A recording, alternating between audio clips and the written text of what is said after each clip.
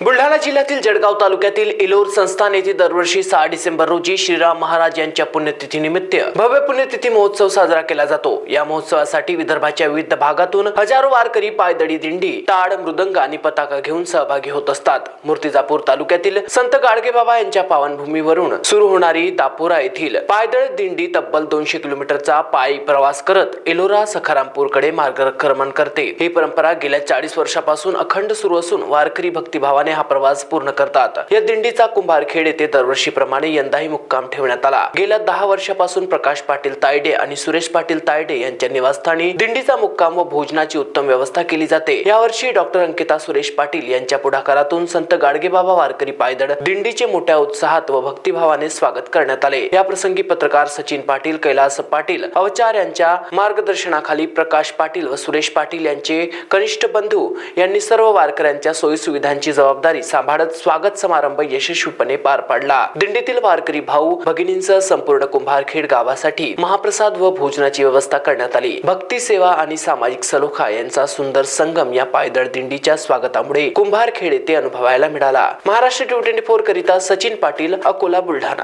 हे আপনার হনো গামাত লাগাও আজই কল করক 1-800-313-1212 লো।